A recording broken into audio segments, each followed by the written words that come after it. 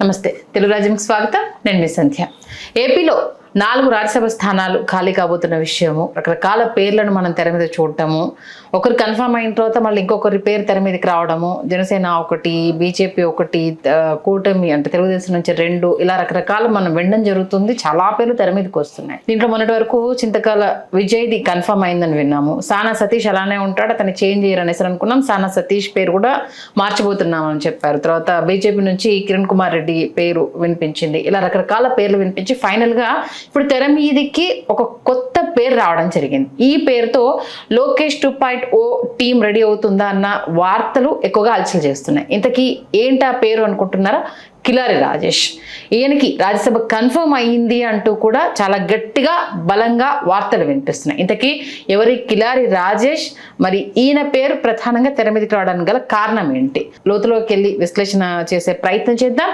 ఈ అంశానికి సంబంధించి మనకు పూర్తి డీటెయిల్స్ ఇచ్చడానికి చరిత్రకారుడు, రాజకీయ విశ్లేషకుడు చిల్లగడ్డ శ్రీకాంత్ గారు మనతో ఉన్నారు. ఆయన మాటల్లోనే. శ్రీకాంత్ గారు నమస్తే అండి. నమస్కారం సంధ్య. లోకేష్కి అత్యంత సన్నిహితుడు, లోకేష్ షాడో ఈ కిలారి రాజేష్ గారు అని వినడం జరిగింది. ఏంటి అనూహ్యంగా పేరు తెర మీదకి రావడము, రాజ్యసభ కన్ఫర్మ్ అయిపోయిందంటూ వార్తలు రావడం జరుగుతుంది, నిజమేనా? అనూహ్యంగా తెర మీదకి కాదు, కానీ ఇది నారా లోకేష్ గారు స్నేహధర్మంలో తన స్నేహితుడికి ఇద్దాం అనుకున్నటువంటి ఒక కానుక అని చెప్పచ్చు. ఎందుకంటే ఇద్దరు కలిసి చిన్నతనం నుంచి కలిసి చదువుకున్నారు, బాల్య స్నేహితులు, స్వచ్ఛమైనటువంటి స్నేహితులు. అట్లాగే ఇక్కడ విచిత్రమైన విషయం ఏంటంటే, ఇక్కడ నారా లోకేష్ గారికి ఎంత సన్నిహితుడో జూనియర్ ఎన్టీఆర్ గారికి అంతే సన్నిహితుడు కిలారి వెంకటరాజేష్. కిలారి వెంకటరాజేష్ మీకు 2014 సమయంలో మీకు తెలుగుదేశం పార్టీ అధికారంలోకి వచ్చినప్పుడు, మీకు రాష్ట్ర మంత్రిగా నారా లోకేష్ గారు ఉన్నప్పుడు, నారా లోకేష్ గారి వెన్నంటి ఉండి నారా లోకేష్ గారి మంత్రిగా అంటే షాడో మినిస్టర్గా, నారా లోకేష్ గారి షాడో మినిస్టర్గా ఏ ఫైల్ కదలాలన్నా, ఏ ఫైల్ మీద నారా లోకేష్ గారు సంతకం పెట్టాలన్నా, అసలు ఏ ఫైల్ చూడాలన్నా కూడా కిలారి వెంకటరాజేష్కి తెలియకుండా జరిగింది లేదు.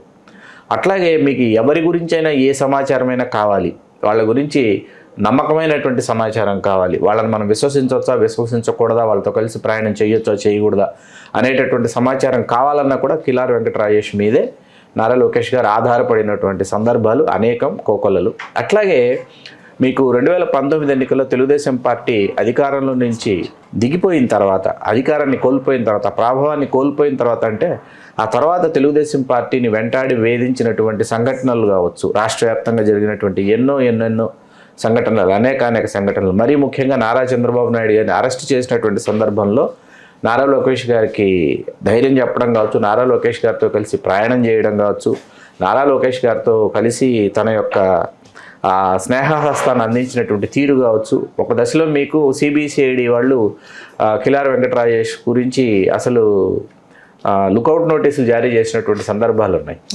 అయినా కూడా వాటినన్నింటినీ తిప్పికొట్టి, వాటినన్నింటినీ ధీటుగా ఎదుర్కొని వెలుపలికి వచ్చి, ఆ తర్వాత మళ్ళీ తిరిగి తెలుగుదేశం పార్టీ అధికారంలోకి రావడంలో, మరీ ముఖ్యంగా నారా లోకేష్ గారు మంగళగిరిలో అంత విజయాన్ని సాధించడంలో కీలక పాత్ర పోషించినటువంటి ఒక 10 పేర్లు మనం రాస్తే అందులో మొట్టమొదటి పేరు కిలారి వెంకటరాజేష్ అని ఉంటుంది.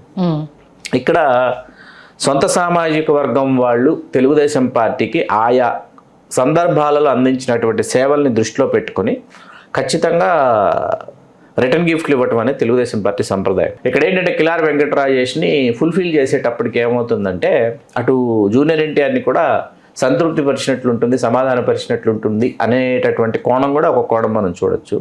స్వయంగా ఢిల్లీకి వెళ్ళి నారా లోకేష్ గారు, ఆయన ఎప్పుడు గతంలో ఎవరి కోసం వారు ఇంతగా ల్యాబింగ్ చేసినటువంటి దాఖలాలు లేవు.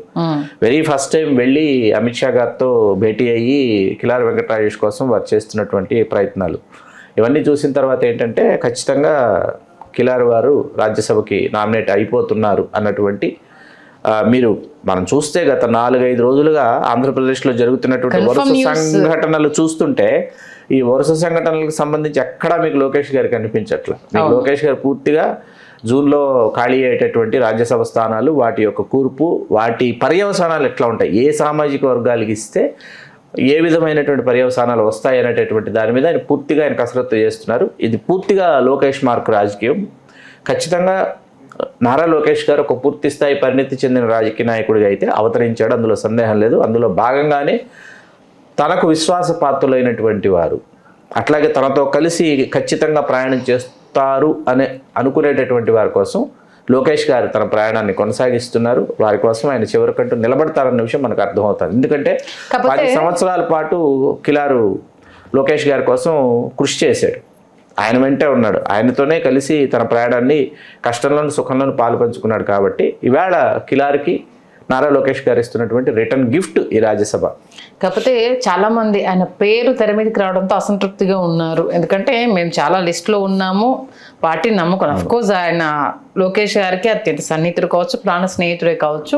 బట్ 30-40 సంవత్సరాల నుంచి పార్టీ వెంట ఉన్నాము, ఇది మాకు ఆఖరి దశ లాంటిది, ఇలాంటి టైం కూడా మమ్మల్ని గుర్తించకపోతే ఎలా అంటూ సీనియర్లు గళ్ళం విప్పుతున్నారని విన్నాము. నిజమేనా? లేదు, గళం విప్పేటటువంటి పరిస్థితి అయితే లేదు.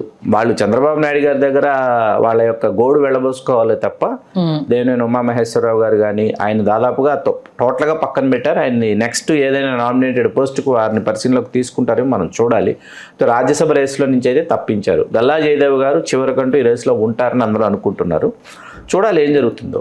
మొత్తానికైతే కిలార్ రాజేష్ గారికి రాజ్యసభ అనేది కన్ఫర్మ్. దీంట్లో అయితే ఎలాంటి డౌట్ లేదు, సందేహం లేదు. చూద్దాం మరి అంటే ఈ అంశానికి సంబంధించి ఇంకా ఎన్ని వార్తలు వినాల్సి వస్తుందో, దీనికి సంబంధించి ఇంకా ఏమేమి కామెంట్స్ తెర మీదకి వస్తాయనేది చాలా చక్కగా విశ్లేషించారు. ధన్యవాదాలు. ధన్యవాదాలు సంధ్య గారు.